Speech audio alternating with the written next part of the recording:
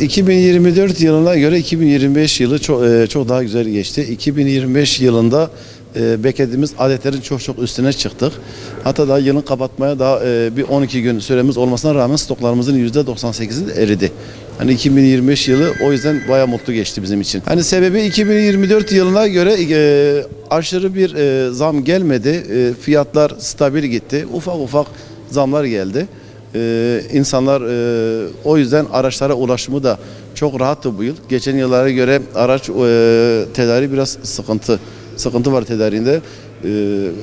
Dünya genelinde bu çip krizinden dolayı faizlerin çok yüksek olmasından dolayı, gerçi faizleri yine yüksek ama 2024'e göre biraz daha iyi bu yıl. Ondan dolayı insanlar ertelemiş oldukları alımları 2025 yılında gerçekleştirdiler. Tabii vatandaşların talebi muhakkak halen var.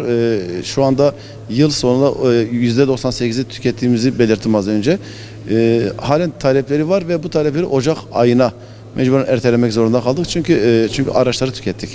Araçları tükettik, bir %2'lik bir kısım kaldı şu anda. O da bir hafta içerisinde muhtemelen tükenir. Ya ikinci ele göre makas çok dar zaten. Sıfır araçlar ikinci el fiyatlarına çok yakın rakamlarda ilerliyor şu anda. Kampanyalar düzenleniyor, sektörel kampanyalar oluyor. Fabrikalar bu sene ellerini taşın altına koydular ve fiyatları bayağı indirdiler. Tabii piyasada sıfır araçlar bayağı arttı. Sıfır araçlar bayağı arttı. İnsanlar sıfır araçlara, ikinci elde sıfır araçlara binmeye başladı artık. 2026'yı daha güzel bekliyoruz. Yani bu yılki satışların üstüne çıkacak, %10 civarında bir üstüne çıkacağımızı düşünüyoruz şu anda. Çünkü insanlar şu anda bile 2026 yılında araç alımı için hazırlıkları yapmaya başladı. Talepleri topluyoruz şu anda 2026 yılı için. Yani ajandamızda talepler var. 2026 modelleri geldiği gibi bekleyen bir kitlemiz var.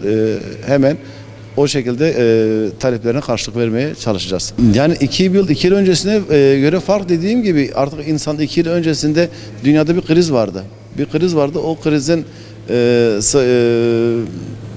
yansıması yavaş yavaş kaybolmaya başladı. Yani tam kayboldu desem olmaz, tam kaybolmadı ama yavaş yavaş kayboluyor şu anda. Yani vatandaşlarımıza talebimiz gelsinler, araçları yerinde görsünler, araçların donanımlarını kontrol etsinler, güvenliğini kontrol etsinler. Çünkü insanlarımız full paket deyip, çünkü full paketlerin içerisinde bazen donanım farkları oluyor. Farkları oluyor. Gelsinler, araçları test sürüşünü yapsınlar muhakkak. Olmazsa olmazlardan. Çünkü büyük paralar veriliyor araç alımları için. Büyük paralar veriliyor. Telefonda değil, direkt bayimize gelip ziyarette bulunup deneme sürüşünü yapıp araçları yerinde kontrol ederek araçlarını alsınlar lütfen. Tabii seneye Ocak ayında 2025-26 arasında %3'lük bir fark beklentimiz var şu anda.